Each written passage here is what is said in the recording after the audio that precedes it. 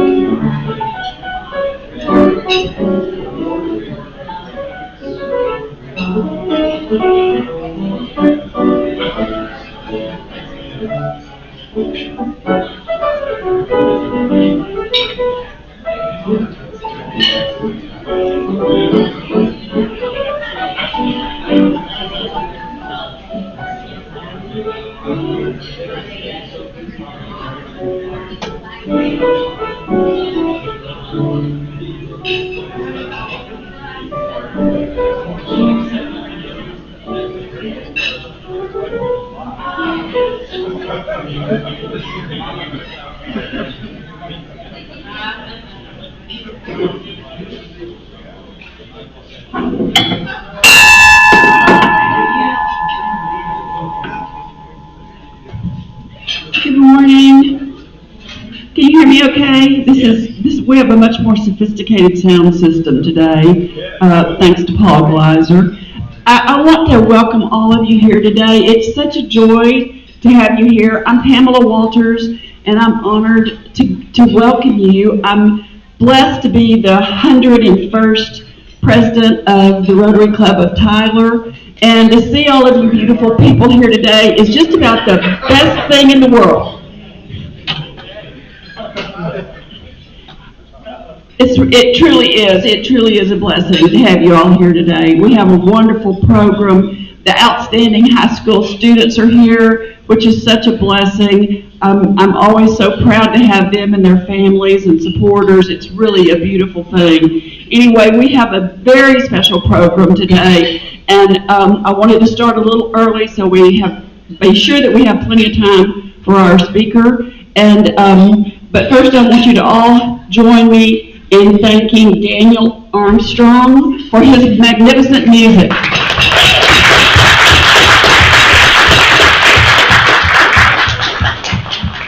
Thank you, Daniel. You are a delight. Absolutely. This is backwards, but I want to thank Denver Dyer and Pamela Walters for our greeters today. Two words. I forgot. Okay. If you'll please help me welcome Austin Luce. He's going to come forward and do the introductions and do our invocation today. Good morning, Austin. Good morning. You look handsome. Thank you so much. Please join me in prayer.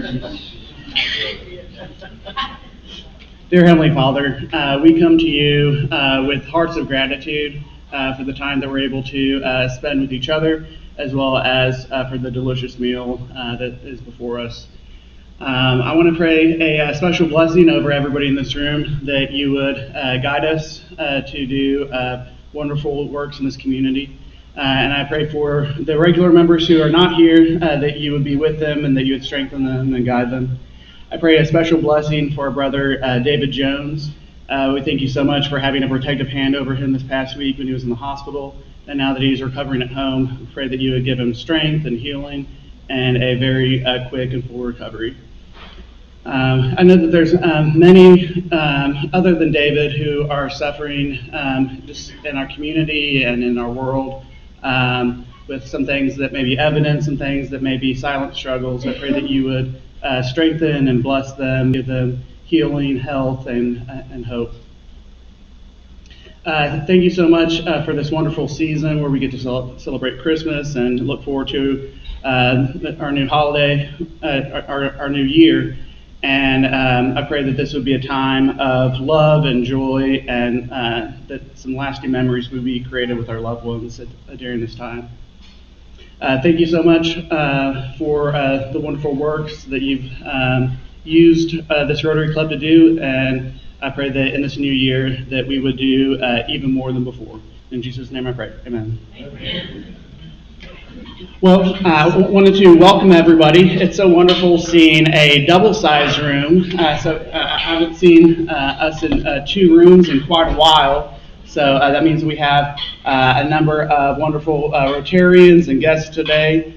So I want to start off with welcoming any visiting Rotarians. So anyone who's a member of another club who is visiting us today. So we'll start here at the head table. Do we have any visiting Rotarians?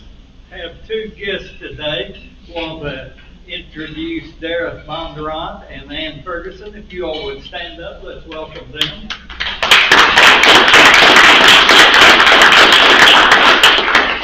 All right, do we have any other visiting Rotarians today?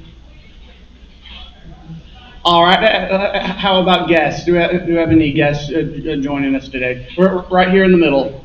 I have two guests with us, Donna and Bill Cruz. Donna is a true Iowa guy, born in Mother.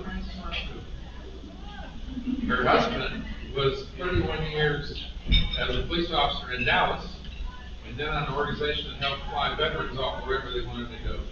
New here. It's their neighbors at Pamela, but somehow I beat her to the punch. And invited them before Pamela did.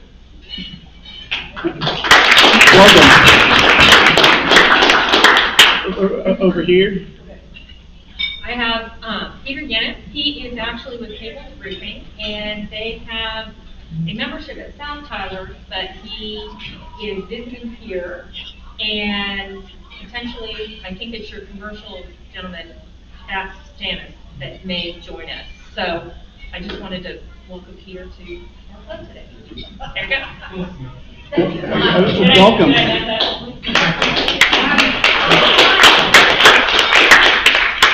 like to welcome a stranger in our midst.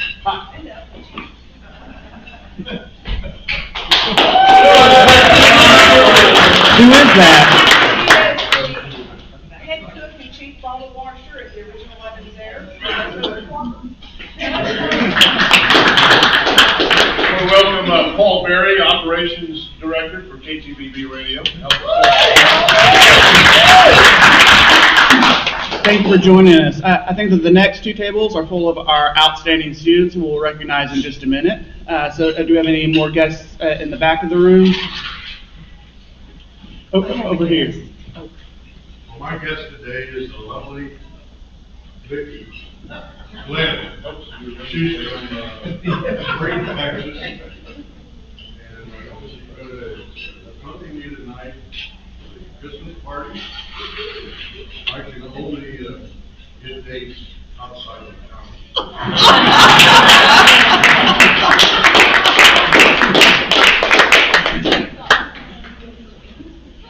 And I have a guest, Austin. Amber Leach, would you stand up, please? This is a longtime friend of mine. We met at the barn. We have a very mutual interest in our love of horses, and I'm so excited to get Amber back in East Texas. She's been off getting an education and doing sophisticated things, but now she's come back home. So welcome, Amber, please. Well, thank you all for joining us, and we hope to see you again soon. Austin, thank you so much. Your prayer was so spot on. I couldn't have prayed a better prayer myself. It was beautiful. Okay, Mary Birch and King Ramey. Nope, I'm sorry. Wait, stop. Everything. Hold the press. I'm so excited today that I'm jumping ahead of myself. Allison Cambry, would you please come lead us in the pledge of the national anthem?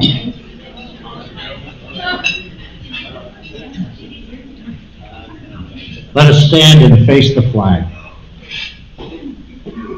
I pledge allegiance to the flag of the United States of America and to the republic for which it stands, one nation under God, indivisible, with liberty and justice for all.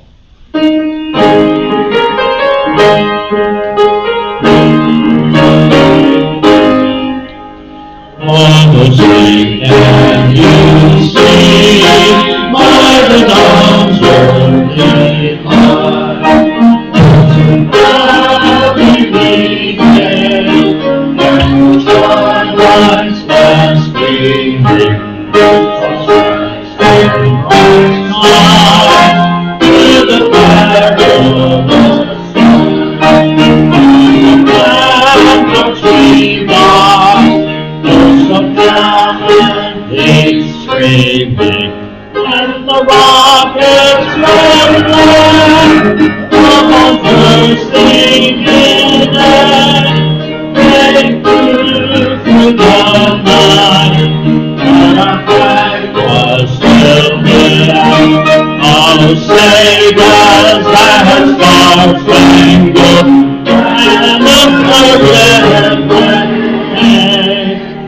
for the land of the free and the home of the brave. You may be seated. How on earth could I forget that? Okay, Mary Birch and King Ramey, will you please come forward today and let's honor these beautiful students.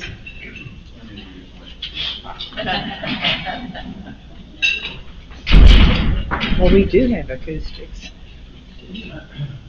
Thanks to KTBB Radio. Hello, everyone. Today we're recognizing the Career Technology Center. There are two outstanding high school seniors, male and female. And we want to also tell you that we have two people from the school here today, and Gary Brown is the Executive Director of the College and Career for Tyler ISD, and Sarah Jane Walker is the Tyler ISD Career and Technology Education Counselor. Today, the first one we will be, can you hear me? Yeah. We'll be recognizing and Roxana Velasco. Did you come up?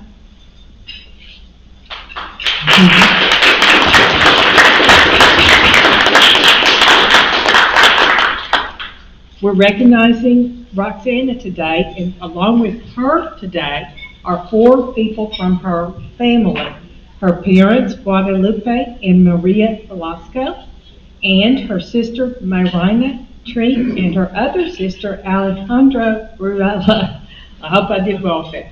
So we're recognizing Roxana today for completing the Patient Care Technician Program at the Career Technology Center.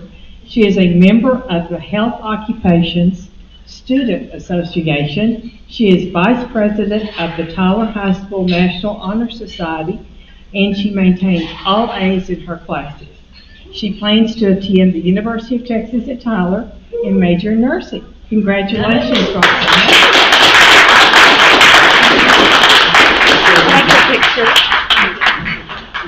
Can I get a picture with y'all? There you go. Quick? Thank you.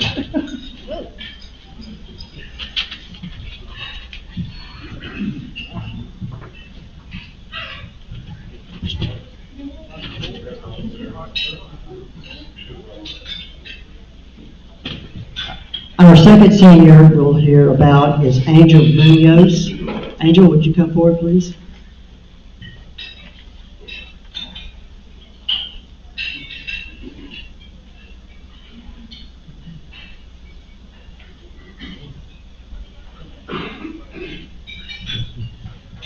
Joining him today is his dad, Roberto Munoz, so thank you for being here. We're recognizing Angel Munoz today for many accomplishments. First one is exceptional graphic design student, certified Adobe Associate in Photoshop, certified Adobe Associate in Animate, takes all advanced academic classes. He plans to attend University of Texas at Tyler and major in computer science. Wow. Congratulations.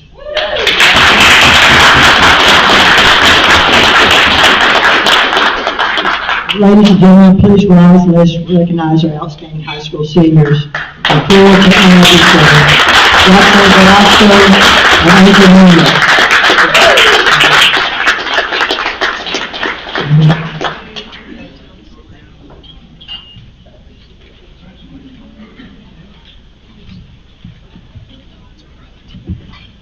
Congratulations to both of you.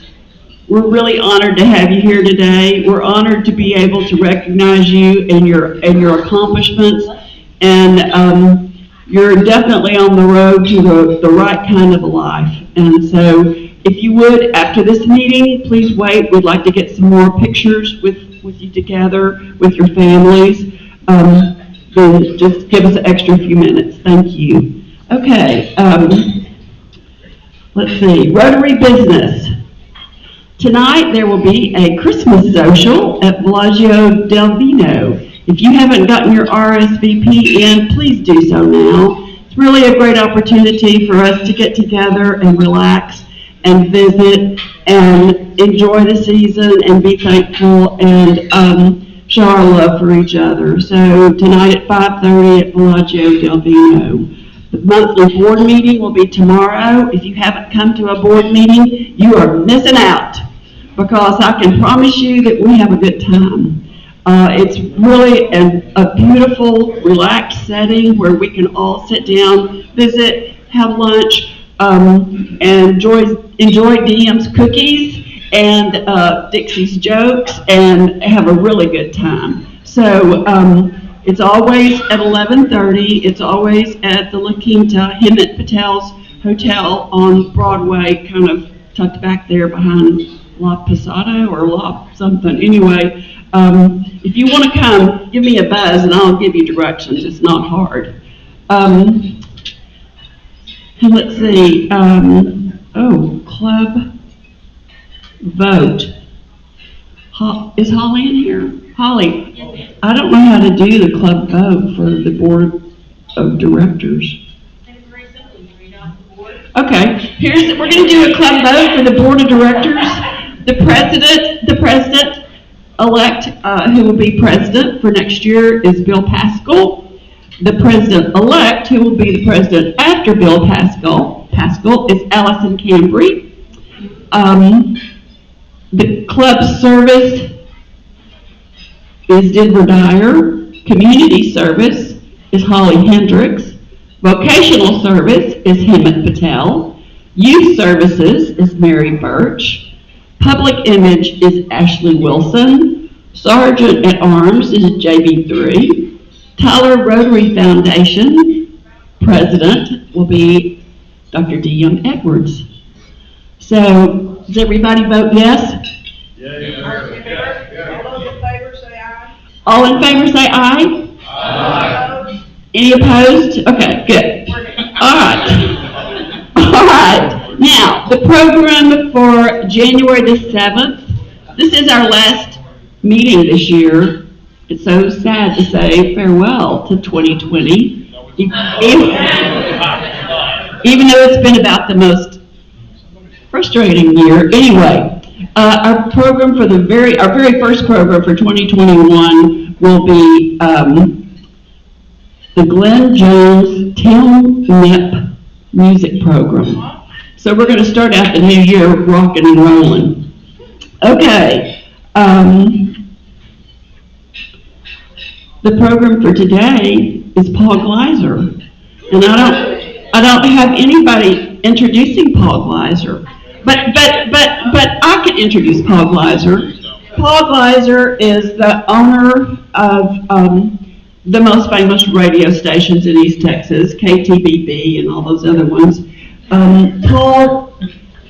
Paul is a fascinating man who had interesting dreams as a very young man. He always wanted to do two things. He wanted to be a radio disc jockey and he wanted to fly. And he's accomplished both of those in, I'll have to say, majestic ways. And I think honestly and truly, there's nobody in this room, and there's probably nobody in East Texas that can say they don't know, love to hear, and appreciate Paul Gleiser. Yes, there are. His thoughts for the day and his eloquence on air is something that I enjoy so much. I love to listen to his radio stations, but when he comes on and gives his talks, I'm always so touched, and I want to immediately call him and say, yes, that was perfect. But anyway, Paul Gleiser, it's an honor to have you as a member of our club, an honor to have you as our program today. Thank you.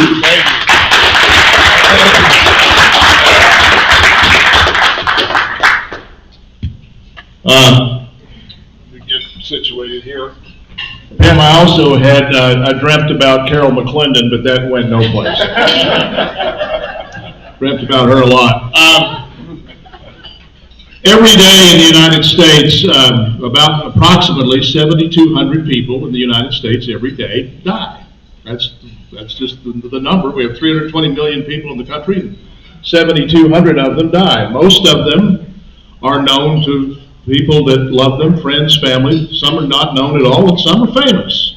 And some are known to everybody. And so what I have done here is put together a program in memoriam of the top 20 cultural icons who left us in 2020. And it's presented by KTBB Radio. That's how I pay my bills, is by promoting those call letters. So there we go.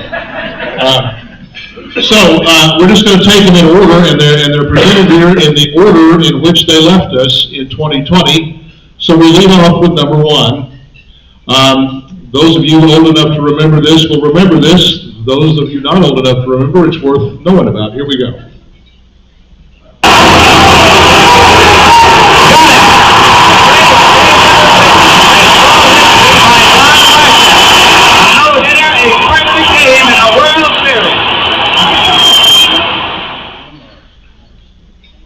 Larson left us on January 1st, first day of the year. Don Larson left us. He was 90 years old. He pitched only the sixth perfect game in Major League Baseball history in 1954. He's the only perfect game in World Series history that has ever been pitched. He played 15 seasons in the majors for 7 different teams, and taken all around, he wasn't that great a pitcher. But he had one really, really great day. He was back in Yankee Stadium. Here's the thing that you don't know. He was back in Yankee Stadium for Yogi Berra Day. Yogi Berra's number 8, the one that ran out and jumped in his arms when he pitched the perfect game. Legendary catcher for the Yankees. It was Yogi Berra Day on July 18th of 1999, and Don Larson was called upon to throw the ceremonial first pitch before David Cone would pitch the 16th perfect game in Major League history with only 88 pitches, never having worked a 3-ball count. Don Larson, dead at the age of 90. Number 2.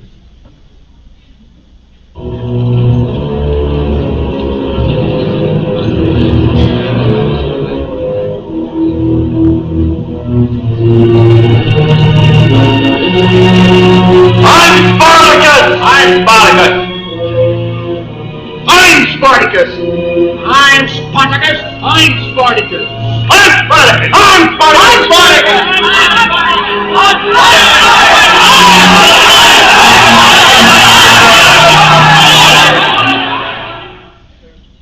Kirk Douglas died February 5th. He was 103 years old. He lived to a ripe old age. He was born Isser Danielovich to poor Russian immigrant parents December 9th, 1916 in New York City. Kirk Douglas, a little easier name to wrap your mouth around. He made 90 films between 1946 and 2004, including I Am Spartacus, made in 1960. 7 of those were made with his best friend in the world, Burt Lancaster. He had 4 children, the most famous of whom you know as actor Michael Douglas. Kirk Douglas, dead at the age of 103. Number 3. Go, baby.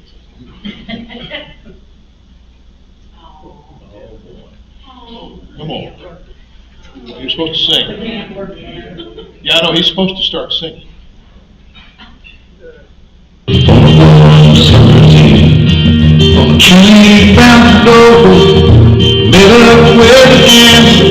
We were both too tired to sleep, so we took turns to stare out the window at the darkness.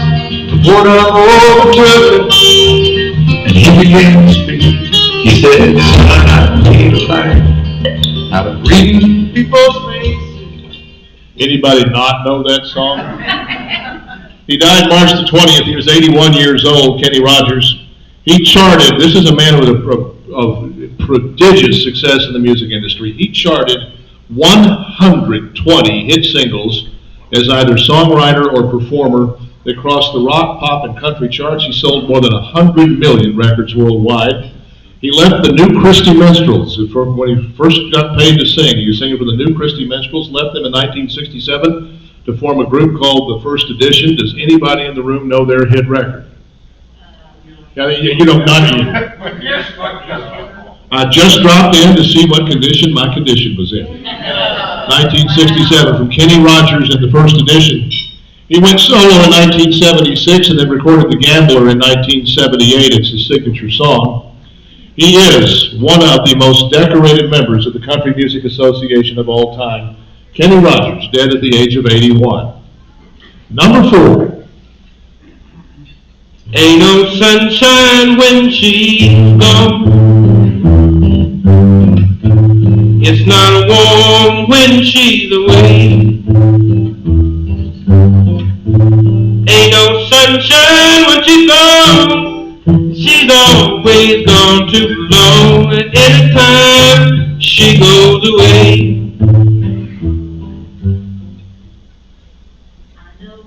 There you go. As I say, cultural icons. Bill Withers left us at the age of 81 on March the 30th. Bill Withers won 3 Grammy Awards. He was nominated for 6 more. He was inducted into the Songwriters Hall of Fame in 2005, inducted into the Rock and Roll Hall of Fame in 2015, and here's the thing you probably didn't know about Bill Withers. He was only an active musician for 15 years, from 1970 to 1985, whereupon he completely left the music industry and went and pursued other business interests and left the music industry behind. And we'll not remember him for anything he did after 1985, but we remember him for Ain't No Sunshine. Bill Withers, dead at the age of 81. Number 5.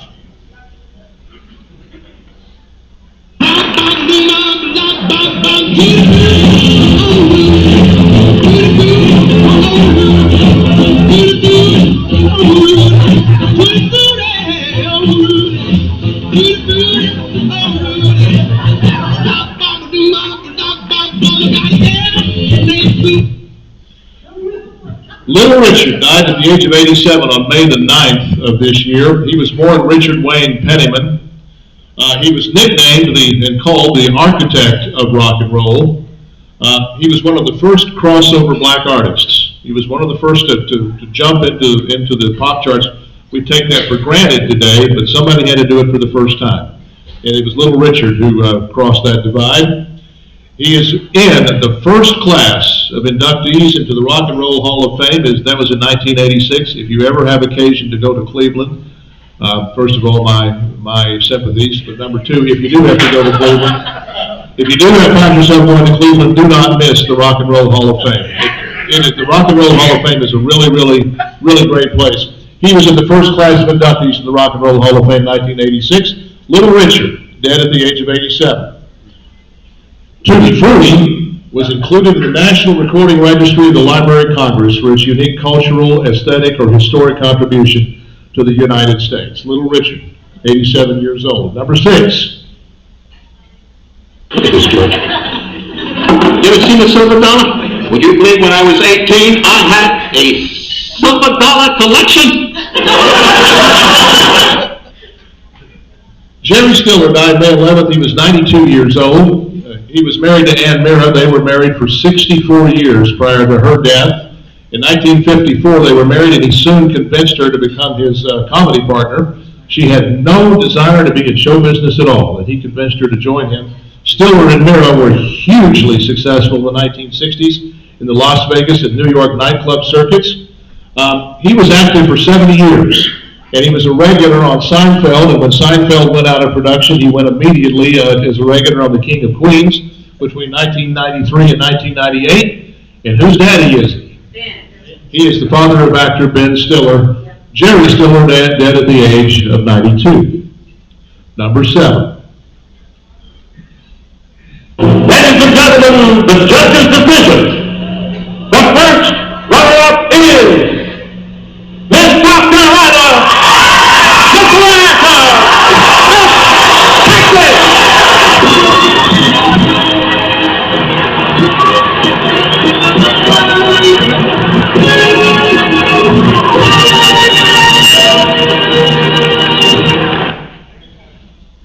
Phyllis George died May the 14th. She was only 70 years old.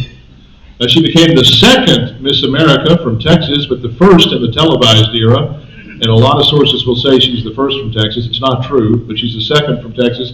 First time since we started seeing the show on TV. 4 years later, after having won Miss America, she was hired by CBS Sports, 1975, for NFL Today, which is their pregame broadcast to this day on the CBS television network on Sunday. Made her one of the first women with a full-time job on a national sports broadcast. 2 years after that, she married John Y. Brown and became the First Lady of Kentucky upon his election to governor in 1979. Phyllis George, dead at the age of 70. Number 8.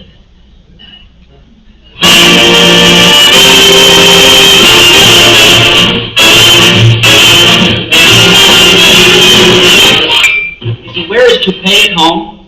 Oh, golly, yes, he wears it all the time. You mean that Alan Brady is really bald? He got to the stage when embarrassing.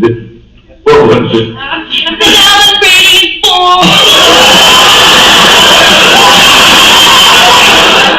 Now, don't say it.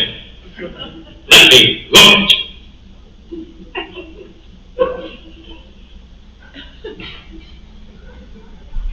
Fellas?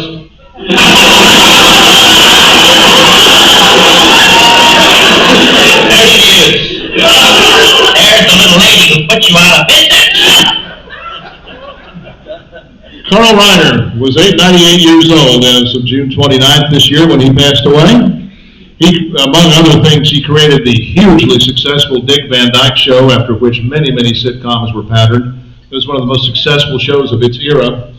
He wrote and directed Steve Martin's first successful film, The Jerk, and he wrote others that were very successful, including Oh God and All of Me.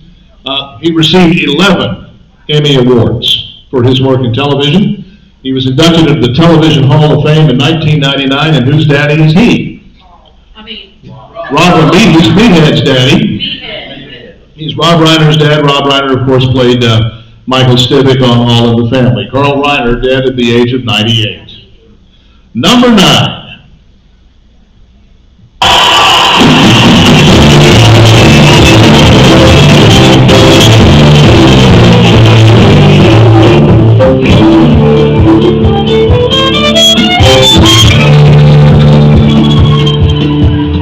Going down to Georgia, he was looking for a soul to steal. He was in a bind 'cause he was way behind, and he was willing to make a deal. Charlie Daniels died July the 6th. He was 83 years old. He started his career in 1964. He was a working stiff, a studio musician in Nashville, playing violin, which in his case is the fiddle, and guitar. He's remembered for his fiddle playing, but he was a hell of a guitarist. He played on most of the recordings of the Marshall Tucker Band. He was a studio musician for most of their work. He had charted records on the bluegrass, country, rock, blues, and gospel charts. A very prolific performer. He was inducted into the Country Music Hall of Fame in October of 2016. Charlie Daniels, dead at the age of 83. Number 10. This is for you to me. You gonna have help for me? No, I want to talk to you. Okay, all right. Should I eat while you're talking to me? No, you don't want to eat that sandwich. Thank you for warning. Okay. Regis Philbin died July 24th. He was 88 years old. He was at one time called the hardest working man in show business. And I'm about to tell you why. He holds the Guinness Book of World Records for most hours of any single human being on U.S. television. He started as a page. Could he have known in 1955, starting out as a page for The Tonight Show, then starring Jack Parr, what would await him in the television business? He is a member of the National Association of Broadcasters Hall of Fame, and I've met the man, and he's just as nice a guy as he comes off. Regis Philbin, dead at the age of 88. This next one is personal. We take you back to your early days. I mean, you said it wasn't even poverty that you came up in, it was Poe, which is even worse than poverty. You did real good with that word. Thank you. You know, Did I say it right? In a fresh way? Yeah. Poe. So tell me about Poe. How Poe was it? Well, when your dad was working very, very hard, and we could only get lunch money one day a week to go to grade school, and the other 4 days, our lunch consisted of whatever my mother could scrape together from the dinner the night before. We would have sandwiches with no meat. Herman Cain died on July the 30th of the coronavirus infection. He was 74 years old. I say this is personal for me. I shot that picture of him at the 2016 Republican National Convention in Cleveland. And I'll tell you why it was personal. He was chairman and CEO of Godfather's Pizza from 86 to 96. He had a very successful career. He turned that chain around. He was chairman of the Federal Reserve Bank of Kansas City for 2 years, 95 and 96. He ran for president as a Republican in 2012, and I'm Herman Cain in the back, here on the radio every weeknight. What time? Not 999, no. Join me at 888, beginning Monday on News Talk 600 KTBB. I went to Atlanta. There's a story behind this. I went to Atlanta when we were going to put his show on the air, and his show originated in the morning. We delayed it till 8 p.m. because we had a full schedule, but I wanted him on the radio station. So I went to meet him, get to know him, and he finished up his show, and he and I got in his car, And we drove to his country club where I was his guest for lunch in suburban Atlanta, Georgia. And I want you to think about the significance of a black man taking a white man to lunch at his country club in Atlanta, Georgia. Just think about that, I won't say anything more. One of the nicest, most genuinely warm individuals you've ever met with that smile, million-watt smile, and it was 100% genuine. An optimist and a sunny guy, and the world is worse off without him. Herman Cain, gone at the age of 74. He was also, by the way, co-chair for Black Voices for Trump in 2020. Number 12. Now, if you get tired of talking here, Mr. Marshall Elving Patrick there will hand you one of them subpoenas he's got stuck down in his pocket, and we'll go downstairs and talk in front of the grand jury. Now, we'll talk all day if you want it. But come sundown, there's going to be two things true that ain't true now.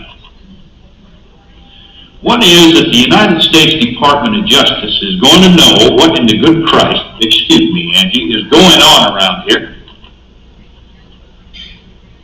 And the other is I'm going to have somebody's ass in my briefcase. Anybody remember the movie? Yes. Absence of Malice. Wilford Brimley died on August the 1st. He was 85 years old. He dropped out of school at the age of 14. He worked as a cowboy and a livestock wrangler in Idaho, Nevada, and Arizona, knocking around in the West. His first film work was as an extra in B-movie westerns. His first credited role was The China Syndrome. In 1979, he played opposite Jack Lemmon. The scenes that he was in, he was opposite Jack Lemmon in that movie. He made 43 more films, including one that is still in production called Cellophane. Wilford Brimley died at the age of 85, August 1st. Number 13. Two away in the Cardinal ninth inning, and Seaver is 1 out away. The Reds leading at 4-0 in the ninth inning. Kendrick puts ahead of the bat on the plate. Werner hangs the sign. Seaver with a pause, the check and the pitch. He bounces to first base. Friesen has it. He goes to the ball, and Seaver's got it. Bob Seaver has pitched his first Major League no-hitter, and this one belongs to the Reds. Tom Terrific, as he was called, died August the 31st. He was 75 years old. He played 20 seasons in the major leagues, including 10 with the New York Mets. He was a member of that Miracle Mets team of 1969. He won a league-high 25 games, contributed immeasurably to the Miracle Mets, who won the World Series got into the postseason for the first time in the franchise's history, including 9 complete game victories. He had 4 more 20-win seasons, which is hard to do. He led the National League in strikeouts 5 times, and none other than Reggie Jackson said of him, blind men come to the ballpark just to hear him pitch. Tom Seaver dead at the age of 75. Number 14. Gleiser looks. He's going. The pitch is high. The throw is straight. He stole it. The throw got by the shortstop, and Brock has done it. They would have brought him out, but the shortstop couldn't handle the bad throw. And look at this, folks.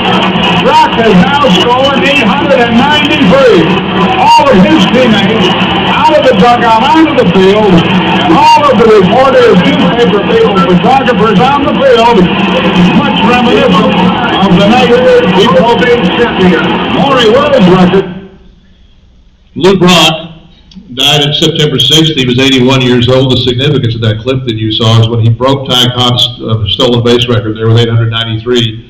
They put up on the scoreboard. They were playing at San Diego.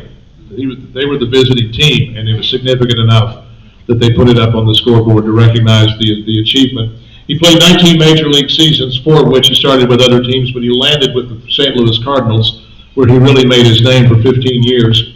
He broke Ty Cobb's base stealing record there in that clip that you saw with 893 stolen bases. He went on to steal 45 more in his career. He still holds the National League record for the most stolen bases. And this is how you succeed. This is when you're dedicated to your craft. Check this out. He bought a movie camera that he used to film opposing pitchers from the dugout to learn their wind-ups, their pick-off moves, and to find exploitable weaknesses in order to make it easier for him to steal bases on. Lou Brock, age of 81. died September 6th, one of the best that ever played. Number 15. At 83, Ginsburg is now the oldest sitting justice, known among fans, including the president, as the notorious RBG. And along with Elena Kagan and Sonia Sotomayor, one of 3 women on the bench, which strikes her as not nearly enough. People ask me if I'm going to be satisfied with the number of women on the court. When there were 9. For most of the country's history, they were all white men. Ruth Bader Ginsburg, we all know this story. She died September 18th at the age of 87 after a long battle with cancer. She was the second female to be appointed to the Supreme Court of the United States after Sandra Day O'Connor blazed that trail. She was appointed by Bill Clinton in 1993. She had sat prior to that on the D.C. Circuit Court of Appeals, which is kind of like the Supreme Court's farm team. It's a D.C. Circuit Court of Appeals is a big court. She was there from 1980 to 1993. She's reported to have been asked by the dean of Harvard Law, where she started her law schooling, but she did not finish. She finished at Columbia. But she started at Harvard Law, and he was asked by the dean, "Why are you at Harvard Law School taking the place of a man?" And that question, I think, informed a whole lot of her jurisprudence going forward. She was dubbed the notorious RBG, and she liked it. She liked being called the notorious RBG, and she was the voice, and the spirit of the so-called liberal wing of the United States Supreme Court. Ruth Bader Ginsburg, dead at the age of 87 this year. Number 16. Girl, you're getting that look in your eyes, and it's starting to worry me.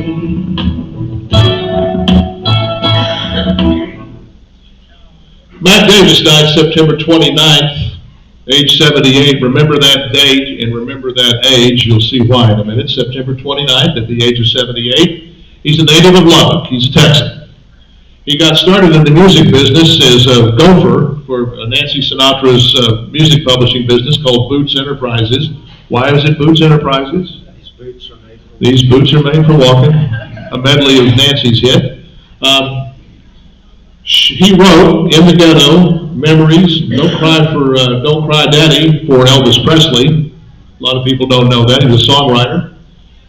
Baby Don't Get Hooked on Me was number 1 on the Billboard Hot 100 and the Billboard Easy Listening charts simultaneously.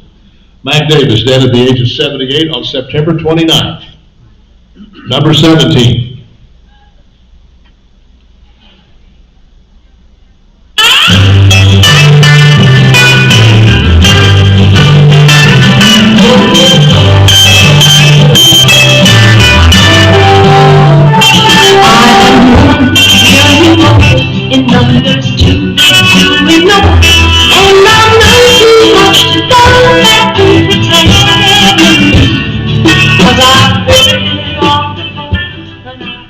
Helen Reddy died September 29th at the age of 78 on the same day. Well, wait a minute, you're not done wowing. She's a native of Australia. There's a great biopic on her on Netflix that some of you may have seen. It's a really nice movie about Helen Reddy. She came to the United States because she won a talent contest in Australia. She came for a record audition with Mercury Records. She thought she was coming because she was going to get signed by Mercury Records. She brought her little girl Tracy with her. She didn't have any money, and her audition went no place because they had no intention of signing her. It was just a promotion. So here she is in New York City with no money and her little girl thinking she's coming to the United States to be a recording artist. She persevered over that. Her first U.S. chart record was I Don't Know How to Love Him. It was the B-side to I Believe in Music, written by Mac Davis. And they both died on the same day at the same age. She had 15 records in the top 40 of the Billboard Hot 100. We old disc jockeys know that. Paul Berry and I both know that. We played her records on the radio. And she had I Am Woman, the unofficial anthem of the 70s feminist movement. It was the first U.S. #1 record for an Australian singer. And Helen Reddy is gone. She left us on September 29th at the age of 78. Number 18.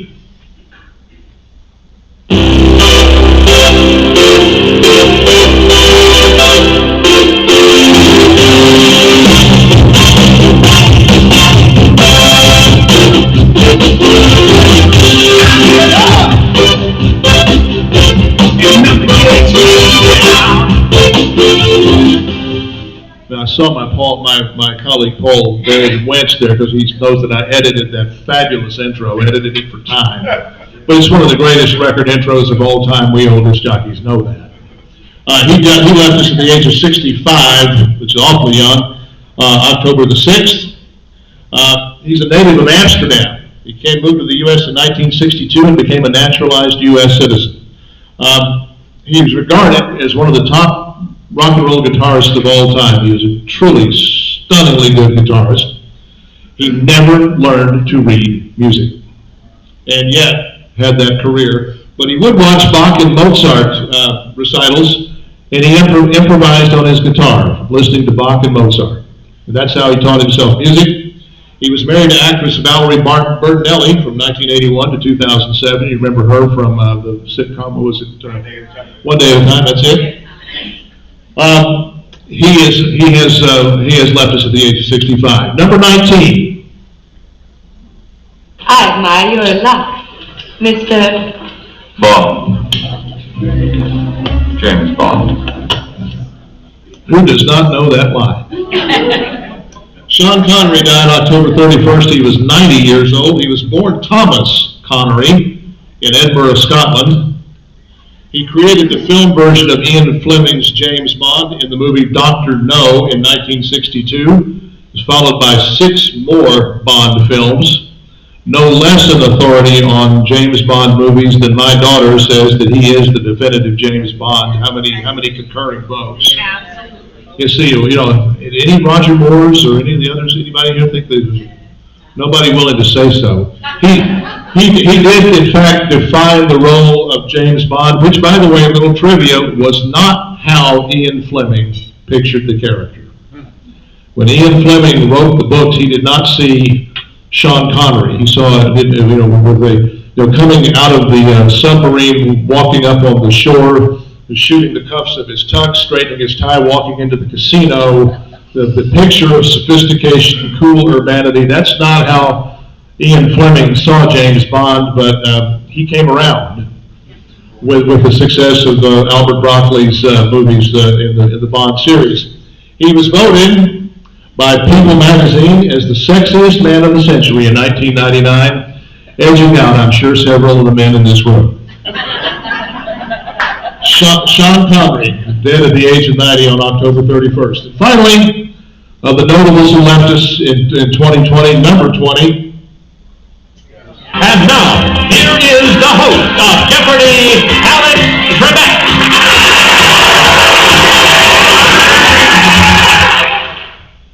Alex Trebek died after a long battle with pancreatic cancer on November the 8th. He was 80 years old. That clip that you saw is his first appearance on Jeopardy. He's a native of Ontario, Canada. He too became a naturalized American citizen in 1998. That first appearance made him the second host of Jeopardy. Art Fleming was the first. Merv Griffin Productions revived the show in 1984 and had Alex Trebek as the host, a title that he retained for over 8,000 episodes over 37 seasons, winning a record number of 39 Daytime Emmy Awards and a Peabody Award. Alex Trebek, dead at the age of 80. Other notables who died in 2020, because that's not the whole list, but I had to make it work. It was 20 in 2020. I had to do it. So people, you got to do it, right? But others that got left off the list is somewhat arbitrary, because there are other notables who left us in 2020, and how they didn't make the top 20 is because I found cooler clips. But here they are. Jim Lehrer, PBS, died on January 23rd. Actor and comedian Orson Bean left us on February the 7th. Robert Conrad died on February the 8th. Detroit Tigers pitching great Al Kaline died on April the 5th. Olivia de Havilland died at the age of 104. She was actually older than Kirk Douglas. On July the 26th, the time of her death, she was the oldest living Academy Award winner. She won for her portrayal of Melanie in Gone with the Wind. Football great Dale Sayers departed us September the 23rd. New York Yankees pitching great Whitey Ford left on October the 8th. And Joe Morgan of the Cincinnati Reds, second baseman, died on October 11th. We lost a lot of baseball players in 2020, great baseball players. Among those closer to home, fellow Rotarians, we said goodbye to Bob Henderson on April the 23rd. We said goodbye to 1 o'clock John Childs on August the 18th. And Bill Lusk left us on September the 26th. None of us going to live forever, and there's some wisdom about that. The quote goes, "I do not fear death. I've been dead for billions and billions of years before I was born and have not suffered the slightest inconvenience from it." So goes the wisdom of Mark Twain. And that's our program. Thank you.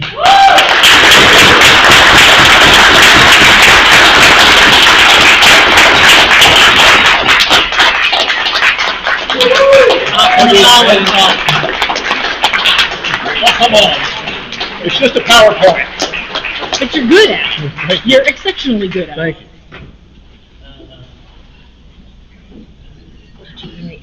Well, I think we may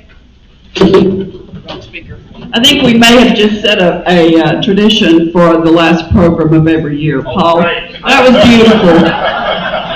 Henry Bell. That was no trouble. Good.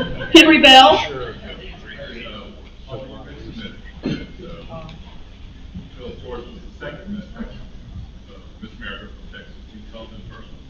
Yeah, it actually left a week ago. 1942. 1942. That's right. Yeah, that's right. And she was a secretary, I can't remember who. And she saw a bathing suit in the window of Myron Smith downtown, and it was promised by Myron Smith that whoever won the Miss Tyler contest would win that bathing suit. She really won. So that's why she tried out for Miss Tyler, and she went all the way to Miss Maryland. What was her name? Joe Carroll.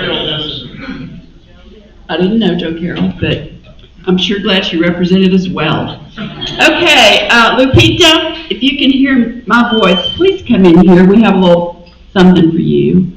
And in the meantime, can someone tell me how much we have in the drawing for today? $1,566. Woo! $1,566. If you win, you get half. The other half comes back to our club because we need money. We are a charitable organization. Okay, here we go. Lupita, would you come in? And would everybody please stand? Please stand.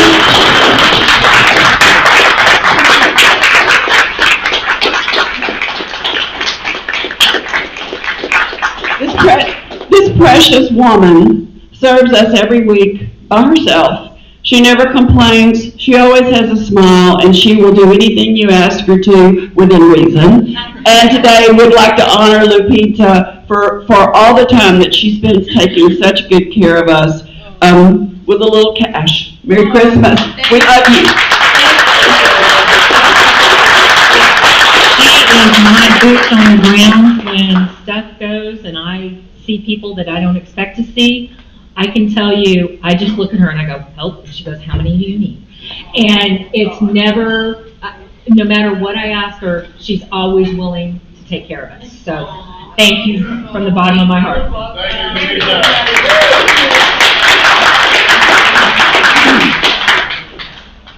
She is truly exceptional.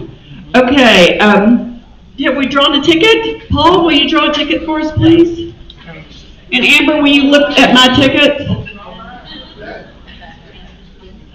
Can anyone in the room tell me who the inspirational quote this week was in our newsletter? If you do, you get 5 tickets. Nobody knows? Paulo Coelho. Paul claims to know. Yeah. All right, you ready? Okay. 096. 096. 096. Benefactor ticket. Benefactor ticket. Woo-woo!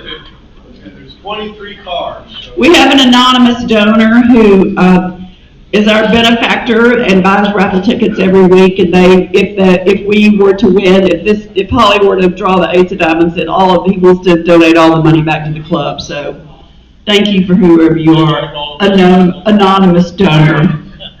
9 clubs, so it rolls over. 9 clubs. Better luck next time. Okay, if you'll all stand and join me in the 4 truths of the things we think, say, and do. First, is it the truth? Second, is it fair to all concerned? Third, will it build goodwill and better friendships? And fourth, will it be beneficial to all concerned? Thank you for coming today, and we're adjourned.